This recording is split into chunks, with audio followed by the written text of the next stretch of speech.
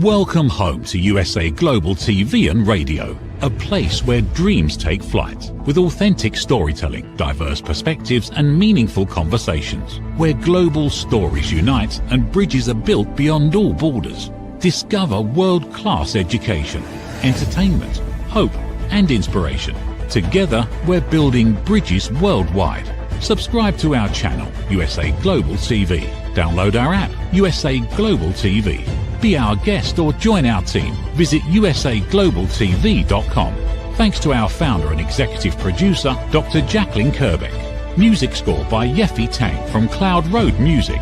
Voiceover artist Mike Porter. Creative direction by Paul Garcia. USA Global TV and Radio. Your home for global connection. All rights reserved. This video and its contents are the exclusive property of USA Global TV and Radio. Unauthorized use, duplication or redistribution in any form is strictly prohibited.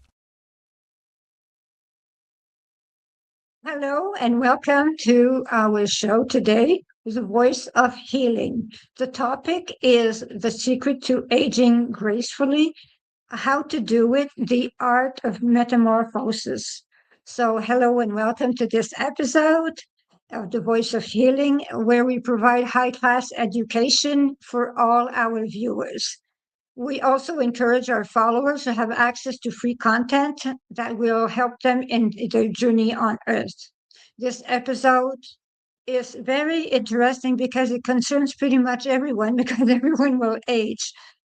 We are viewed on USA Global TV on YouTube, so please subscribe. And I also invite you to subscribe to Dr. Jacqueline Kerbeck's channel on YouTube also.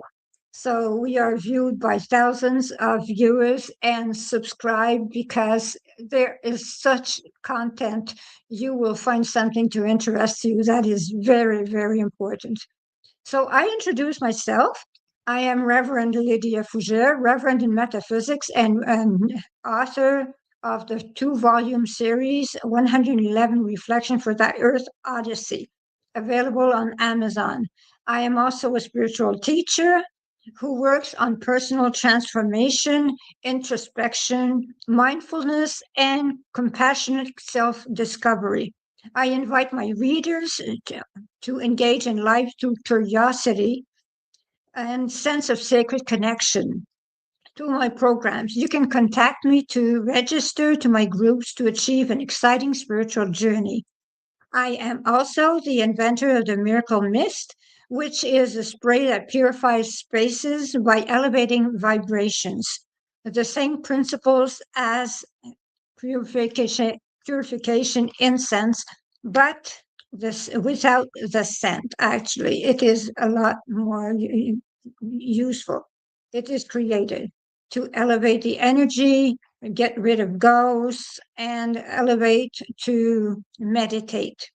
I am also ambassador for equality and country manager for Canada and French countries for USA Global TV and Radio, and one of the lucky ones that works with Dr. Jacqueline Kerbeck, our founder and producer. So if you want the exciting experience of having your own TV show or want to be a guest on our channel, please contact me at 1-514-582-6882.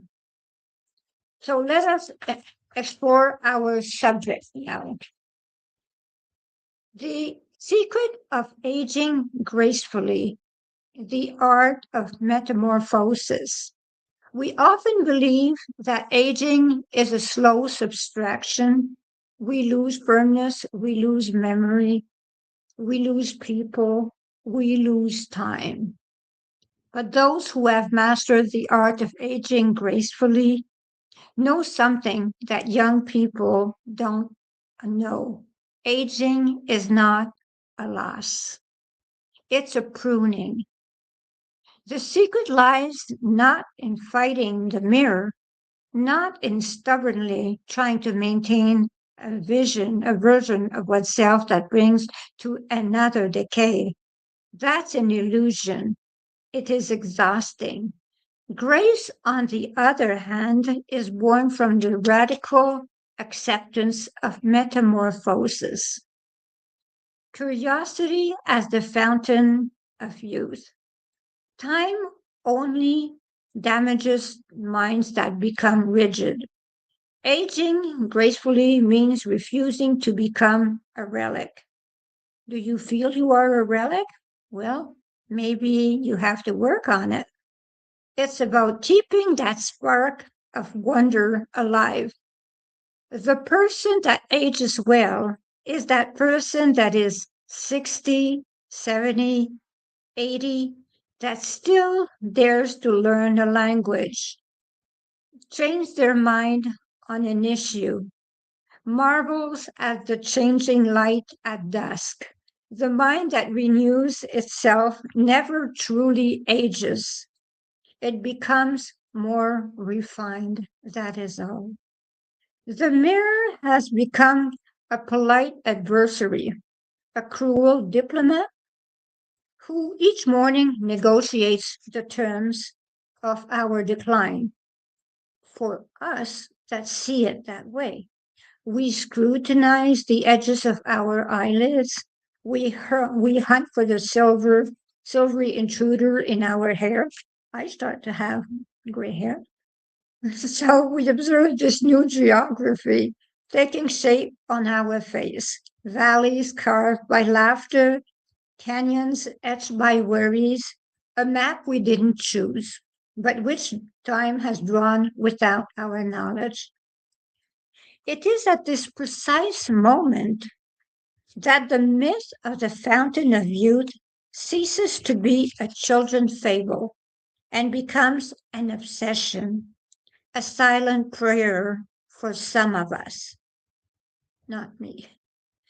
We are not necessarily seeking to become that smooth, clumsy being of our 20s again, that flamboyant ignoramus who believed the world was an inexhaustible playground. No, what we crave deep down is resilience.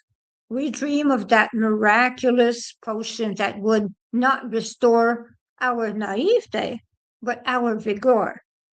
We want the sparkle in our eyes, the fluidity of our movements that diffuses the feeling that the body is an ally, not a capricious tenant who is starting to return the keys one by one.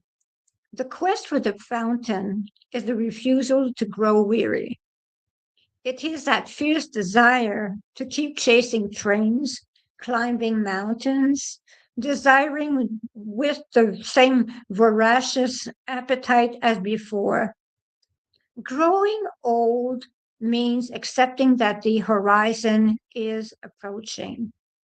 Enough to complete the book, to see the flowers bloom, to savor one more summer without having to count the days like one counts one's last coins in their pockets.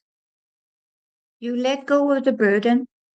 Over the years, we accumulate resentments, regrets, social expectations. Aging gracefully means practicing detachment. It means realizing that we no longer need to prove anything to anyone if we have wizened. It means realizing that maturity offers so much to us. We learn to forgive others, ourselves. This forgiveness is the most effective beauty that is produced. It relaxes our features, our eyes. We are free. It soothes our gazes and releases an immense energy once wasted defending our ego. We all did it. We absolutely all did it. But when we age, we become free. That is the beauty of aging. There is a particular beauty in faces that have lived. Each wrinkle is a lifeline, a trace of laughter, or a trial overcome. Grace is carrying one story without trying to disguise it. It is moving from aesthetic beauty that's smooth and ephemeral, ephemeral perfection to the beauty of presence. A person who has accepted their age, a magnetic person. They exude a serenity that reassures younger people and inspires their peers. You cultivate the present, not the past. The trap of aging is nostalgia. Nostalgia is a gentle poison that keeps us trapped in an imaginary better before. Aging gracefully means understanding that if you are here, it is because you still have a role to play. The secret is to remain an active participant in your life, not a mere spectator of your memories. You must anchor yourself in what present offers: a cup of tea, a book, a conversation, a walk, a friend. Going back to the present moment, that is aging, that is learning to age and to age well. That is the way it is. The art of amber, cultivating the present as you age. Aging is often presented to us as a slow dispossession. We lose agility, we lose projects, we lose loved ones. But on closer introspection, this process is also a remarkable cleansing. We shed the superfluous to keep only what is essential. Time, that resource that once seemed inexhaustible and that we used to squander in waiting or anxiety, suddenly becomes a precious, almost tangible commodity. Cultivating the present as we age is not about denying the past or fearing the future. It is about learning to inhabit the now with the gentle gravity of someone who knows that each moment is an exception, not a given. Take your time. Be in the present moment. Stop running. The end of the tyranny of later. During our youth, we live in a perpetual future. We study for later, we work for later, we save for a distant retirement. The present is then nothing more than a waiting room. As we age, the perspective collapses. The future shrinks. And it's liberating, isn't it? Suddenly, the urgency to accomplish disappears, replaced by necessity of simple things. We realize that happiness isn't on the horizon, but beneath our feet. It is in the now. It is in the texture of a cup of coffee, a cup of tea, in the fading afternoon light, in the silence shared with a friend. We stop trying to optimize everything, our lives, and begin to simply inhabit them. And so that is the way we start to be when we age. We live in the present. In praise of rediscovered slowness. Growing older offers an extraordinary privilege, the right to slow down. For many, but we are many that actually do not slow down when we age.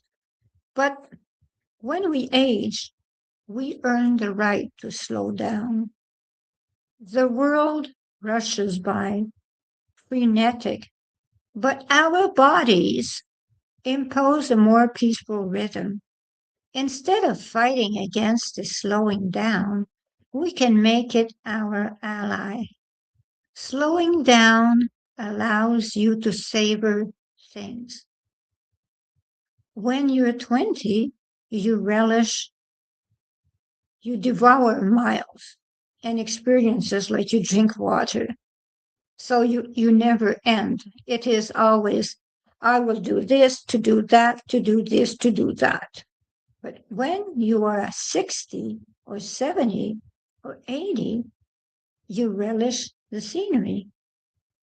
You notice the details that haste used to obscure. The present becomes a magnifying glass. This makes me think of something that I live on a regular basis. And it's just something that I had never thought about. I ride a lot with my stepfather, and he is 80 years old.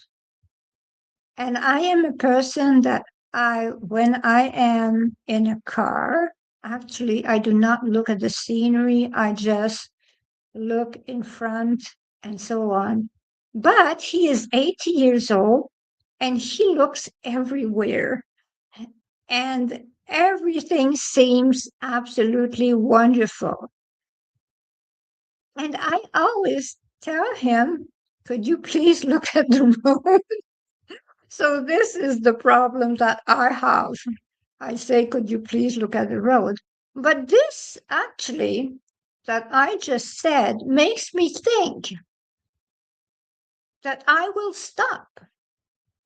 I will stop saying, could you please look at the road? Because the fact is that he is enjoying the present moment. Well, he cannot look at the road. He cannot look at the scenery all the time. But the thing is that I will let him live his present moment because I am not the same age as him. So maybe that makes us think that if we have someone that is a lot older than us, we should think about what they are thinking in a sense, because we are not there yet, but we will get there. And having respect for their thoughts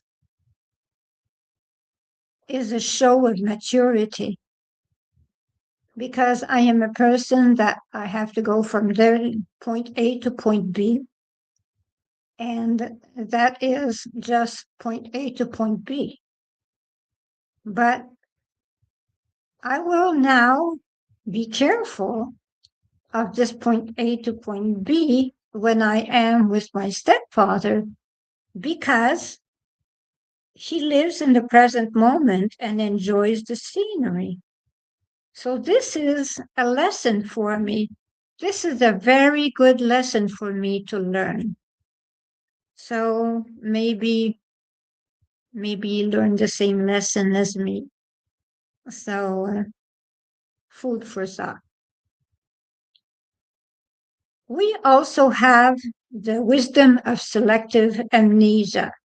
The past is a vast library that can become a burden. I have selective amnesia. I have a serious case of selective amnesia. And the thing is that what does not please me, I forget. I just do not think about it. I just toss it away in my life and not give it a second thought, because I forgive, but I do not only forgive, I forget. Also, I am a person that when I forgive, I forget. And I never go back on my word about when I forgave someone. So that is the way I am. So maybe we should all be like that also. So we cultivate the meaning of accepting to leave the heavy books on the shelves. We learn to keep only what nourishes us, the bursts of laughter, the lessons learned, the beloved faces. We transform our memories into anchors rather than chains. The present is the only space where we are truly free from past pain and future fears. It is there that peace resides, in that precise place where there is nothing to prove, nothing to conquer, just to be, just the being there. The present as a refuge. There is a particular beauty to maturity, that of conscious presence. As we age, we become the person that chooses the present moment.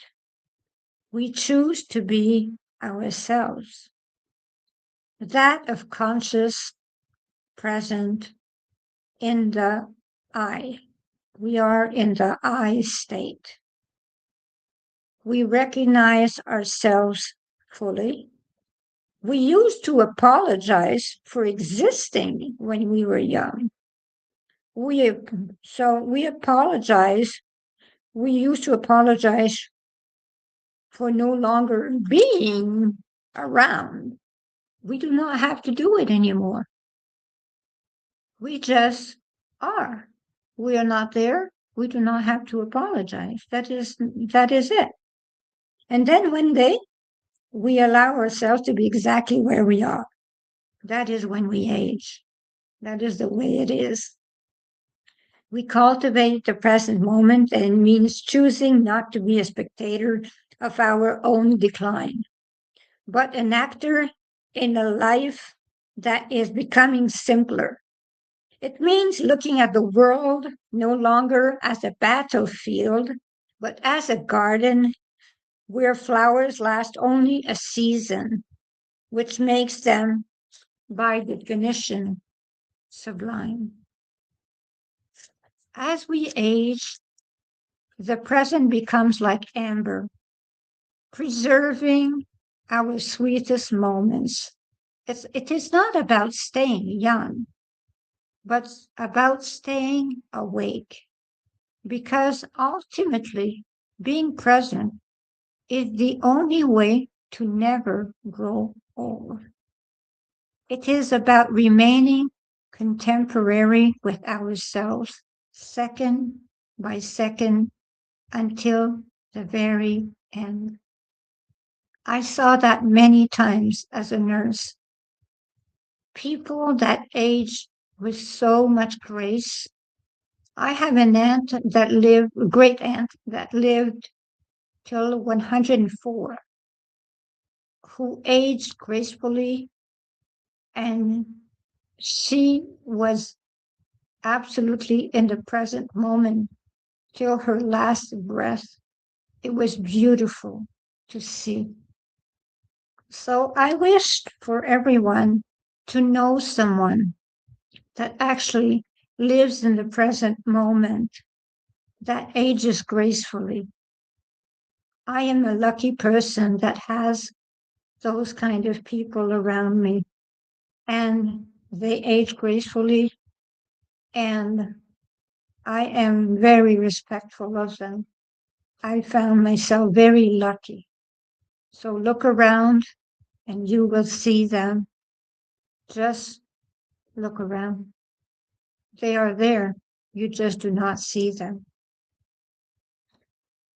So when you age, you have kindness as the ultimate elegance. Finally, the secret is cultivating kindness. With time, we become either bitter or radiant. Bitterness is a sign that we haven't digested the passage of time. Radiance, on the other hand, comes from gratitude. Being able to say thank you for what we have seen, what we have become, welcome what is still possible, transform senescence into fulfillment, kindness, the ultimate tool for the world of tomorrow. Forgiving.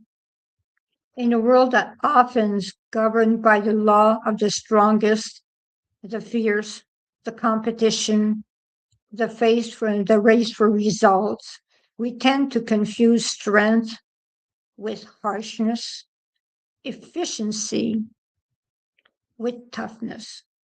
Yet there exists a silent power, a lever capable of moving mountains, that brute force that leaves untouched.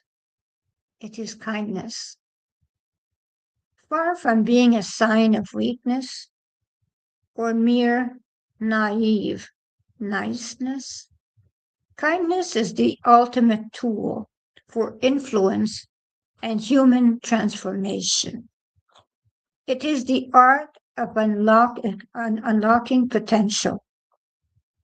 Kindness acts like a solvent where criticism and constraints provoke withdrawal and resistance. Kindness creates fertile ground for growth.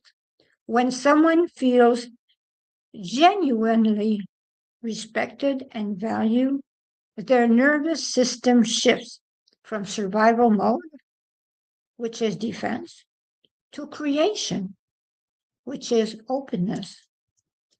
In business, in families, or in public debate, kindness is the catalyst that unlocks the potential of others.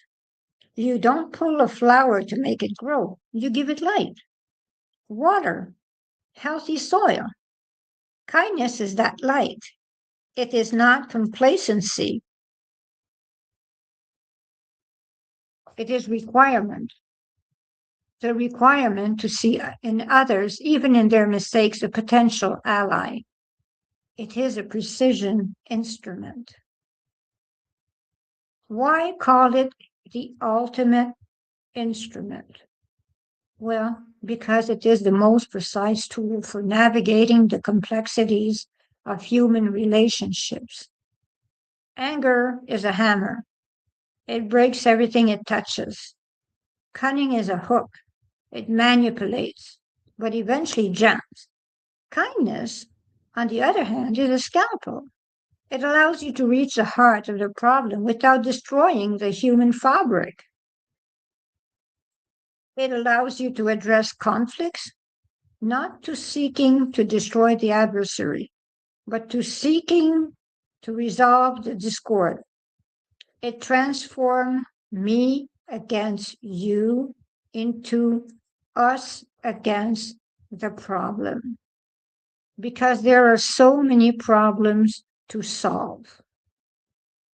The resilience of kindness. The greatest paradox of kindness lies in its resilience. Those who choose to be kind, to not give in to the impulse of the moment, they possess self-control. They possess the characteristic of great minds.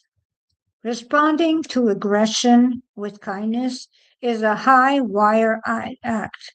It means refusing to be molded by the surrounding negativity. It means remaining in control of one's own emotional signature. It is a radical choice. Practicing kindness is a conscious decision, sometimes even an act of resistance in an era where cynicism is elevated to the status of intelligence. Being kind requires courage. It means daring to be vulnerable in order to build lasting trust. It means understanding that every interaction is an opportunity to leave a positive mark a ray of light in the chaos. Ultimately, kindness is not a tool to be used, it is a way of being.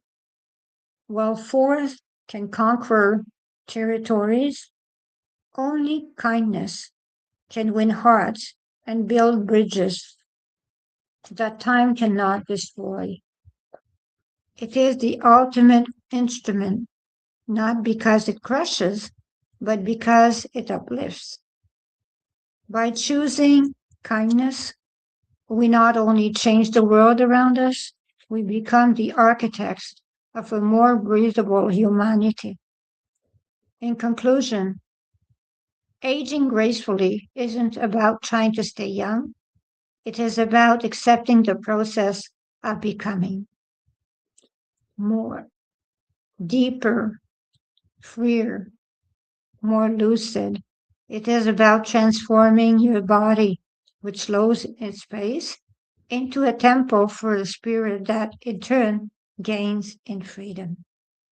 The secret is simple. Do not consider your life as a book reaching its end, but as a work of art, whose subtle nuances you paint in the silence and clarity of evening. Aging is the art of learning to finally become yourself, the twilight of statues, the metamorphosis of old age. We often imagine old age as a shipwreck, a slow crumbling of the ramparts we've spent a lifetime building. We see it as winter, a season of striping away where the world is tinged with gray. The true metamorphosis of age lies not in what we lose, but in what we become when the noise of the world fades away.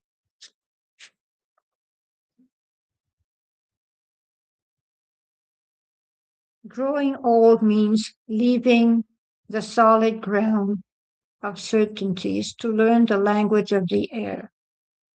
It is a silent metamorphosis, almost invisible to the world, but which inwardly opens the wings of the spirits. It is not twilight that extinguishes colors, but the moment when the light becomes so dim that it finally reveals the contours, the shadows, and the hidden depths of everything. Old age is not the evening of life. It is the hour when at last the sun sets, allowing us to see the stars. That is aging gracefully. That is the way it is. Usually, I do programs. With my books, I work with my books, 111 Reflection for Thy Earth Odyssey. I do programs. I have been through a lot in my life, and I do programs. They are 4-week programs. I do some for professionals. I do some for a person that is at home. I do some for many people. So what I do is that I meet people on Zoom, group of people on Zoom, and they follow my books that they actually buy on Amazon. And I have the privilege of helping them in their journey on earth. I have been through many things as divorce. I have been through many things as rape. I have been through many things as being ill, being in a wheelchair. I have been through so many things. Living in my car, I lived in my car at a point in my life. So I have life experience, believe me. So the thing is that, and I have resilience. I have a lot of resilience. And the thing about me is that I forgave. I forgave whoever hurt me in my life. I forgave, and not only that, I forgot what they did to me because most of the time it is not that important. What is important is the lesson that we get from what happened, not the act, but the lesson that we learned. So it is not important to keep on reliving the moment when someone has hurt you or has done some harm to you. What is important is that you think to yourself, here at this point in my life, am I happy? Am I where I want to be? If the answer is yes, well, go on. Go on and live your life. Live every present moment. That is the way you have to be. So I do programs living the present moment, and I help people live the present moment. So I ask you to reach me at 1-514-582-6882 or at greatdivinemother@gmail.com or buy my books, and I will be very honored to have you on your journey. So thank you for being at this show, The Voice of Healing, and do not forget to subscribe to our channels, which is USA Global TV and Radio, and Dr. Jacqueline Kerbeck. So thank you for being with us, and see you next week at The Voice of Healing in French. And now it is going to be another show on USA Global TV. Thank you for being here. Namaste. How much of your value have you been giving away? Saying yes when the answer should have been no? Lowering your price to secure the opportunity? Giving more while receiving less? Over time, it adds up. Until one moment brings clarity, you've been giving away your value. This is not about working harder. This is not about doing more. It's about boundaries. It's about pricing. It's about respect. From Dr. Jacqueline Kerbeck comes a direct and necessary message. Stop over-delivering. Stop underpricing your expertise. Stop negotiating against yourself. Because when you recognize your value, everything changes. Stop giving away your value. Boundaries, pricing, and the business of respect. Available now wherever fine books are sold and on Amazon. A film by USA Global TV and Radio. Executive producer Dr. Jacqueline Kerbeck. Videographer and cinematic production Paul Garcia. Voiceover by Ed Vargas. Stop giving it away. Start owning it. Meet Lady Ella, a special ladybug who is trained by Grand Beetle on how to listen at an elevated level. After earning her gold wings, Mother Earth and Father Universe asked her to travel across the solar system, teaching life lessons to creatures to respect one another and to listen. Learn more about her travels in the book series, The Amazing Adventures of Lady Ella.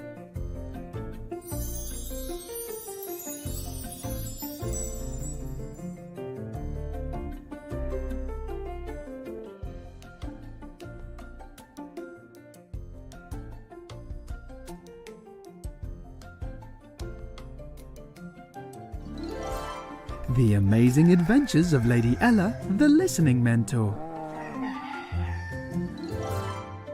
Lady Ella's ABCs of Listening. Lady Ella has afternoon tea in London.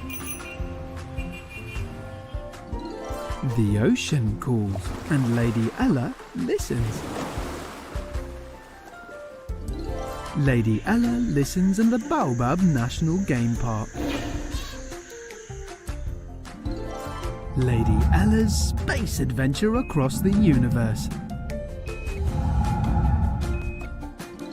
The magical adventures of Lady Ella and her super-powered friends. There are also collections of colouring books for parents and kids.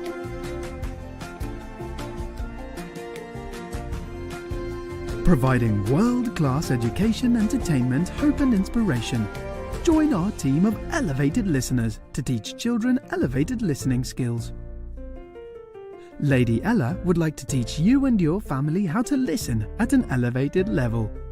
If you're interested in learning life lessons as well as how to communicate more effectively as a family, go to Amazon and order Lady Ella's books. They're all there just waiting for you. In a quiet seaside town in Greece, where sunlight warms the stone paths and the sea whispers nearby, a new adventure begins. Lady Ella and her brother Lord Jack have arrived with an important mission: to teach kindness, patience, and the power of listening. In a hidden alley, a group of forgotten cats feel unseen and unheard, lost in silence and growing misunderstandings, until someone finally takes the time to truly listen. Because when we listen from the heart, loneliness softens, kindness grows, and new friendships begin. This is Book 10 of The Amazing Adventures of Lady Ella, the Listening Mentor book series. Find all Dr. Kerbeck's books on Amazon and in fine bookstores worldwide. Thank you, viewers and listeners of USA Global TV and Radio, for joining us today. We're honoured to have your time and attention as part of our global community. At USA Global TV and Radio, we believe in the power of authentic conversations, meaningful connections, and creating a world of possibilities together. Want to be part of something bigger? Join our team of elevated listeners at usaglobaltv.com, a space where your voice matters and your ability to listen transforms relationships. Stay connected with us across all our platforms for thought-provoking discussions, expert insights, and empowering stories. Subscribe to our channels at youtube.com/c/USAGlobalTV.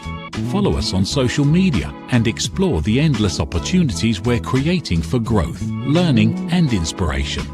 Together, we're not just broadcasting, we're building bridges and changing lives one conversation at a time. For inquiries, contact us at info@usaglobaltv.com. Produced by Executive Producer and Director Dr. Jacqueline Kerbeck. Voiceover by Mike Porter. Creative direction by Paul Garcia. All rights reserved. Visit usaglobaltv.com to view our full terms and conditions.